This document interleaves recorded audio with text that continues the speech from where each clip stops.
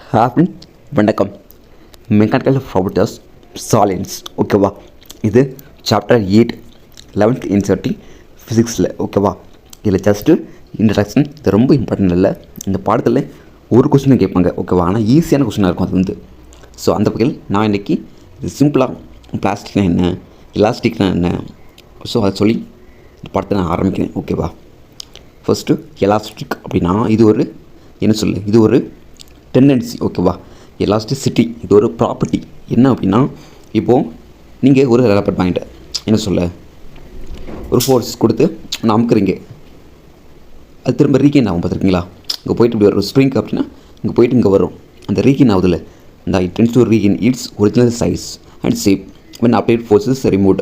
அந்த force remove பண்ணிட்டு வச்சுக்கோங்க. இப்போ ஒரு ஃபோர்ஸ் கொடுத்து அமைக்க வச்சுருக்கோம் ஸ்ப்ரிங் எப்படி இங்கே இந்த ஃபோர்ஸ் ரிமூவ் பண்ணிட்டோம்னா இந்த ஸ்ப்ரிங்க்கு வந்து இங்கே வரும் ஓகேவா. ஸோ அந்த ரீகெயின் ஆகுதில்ல, அதுக்கு பேர் தான் எலாஸ்டிசிட்டி. அந்த ப்ராப்பர்ட்டிக்கில் இந்த டிஃபர்மேஷன் காஸ்ட் அந்த உடையது பற்றி அந்த ஸ்ப்ரிங் வந்து அதுக்கு பேர் வந்து எலாஸ்டிக் ஓகேவா. எலாஸ்டிக் டிஃபர்மேஷன் அப்படின்னா உடையிறது. பிளாஸ்டிக் அப்படின்னு எல்லாருக்குமே தெரியும். அது வந்து என்னாகும், பெர்மனென்ட்லி டிஃபார்ம்டு. ஒரேடியாக இப்போ ஒரு பக்கெட், ஒரு சொக்கு, ஒரு மக்கு இருக்குது அப்படின்னா அது ஈஸியாக உடஞ்சிரும். நீங்கள் எதுவும் செய்ய வேண்டாம், இந்த ரீகெயின் ஆகவே செய்யாது ஓகேவா. ஸோ அதுக்கு இருக்கிற அந்த சீக்கிரம் உடையதில்ல அந்த ப்ராப்பர்ட்டிக்கு பேர் தான் பிளாஸ்டிசிட்டி அப்படின்னு சொல்லுவாங்க. ஸோ இது பேசிக்கான டெர்ம்ஸ் தெரிஞ்சுக்கோங்க அவ்வளோதான்.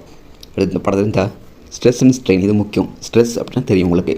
ஸ்ட்ரெஸ் அப்படின்னா இப்போ நம்ம அப்ளை பண்ணுற ஃபோர்ஸ், நம்ம எவ்வளோ ஃபோர்ஸ் அப்ளை பண்ணுறோமோ அந்த ஃபோர்ஸால் மாறக்கூடிய அல்லது இருக்கக்கூடிய ஏரியா, ஸோ அதை தான் நம்ம ஸ்ட்ரெஸ்ன்னு சொல்லுவோம். ஃபார் எக்ஸாம்பிள் நீங்கள் ஸ்ட்ரெஸ் ஆகிருப்பீங்க அடிக்கடி. ஸோ அது யோசிச்சு பாருங்கள் என்னவாக இருக்கும் அப்படின்னா பிரெயினில் ஏதோ வெயிட் போடுற மாதிரி இருக்கும் ஓகேவா.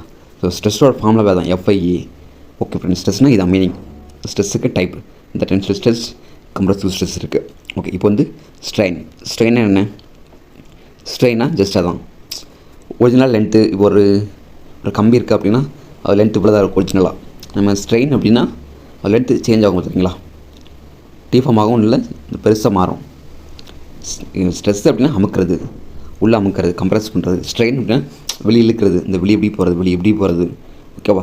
இந்த ஒரிஜினல் லென்த் எவ்வளோ இருந்துச்சு, சேஞ்சிங் லென்த் எவ்வளோ ஆயிடுச்சு அப்படிங்கிறது தான் ஸ்ட்ரெயின் ஓகேவா. del okay friends.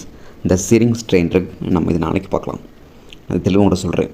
அப்புறம் இந்த குக்ஸ்லாம் இது முக்கியம், இந்த பாடத்தில் இது முக்கியம். ஸ்ட்ரெஸ்ஸு ஸ்ட்ரெயின் கர்வ் அப்படிங்கிறது. Okay friends, thank you.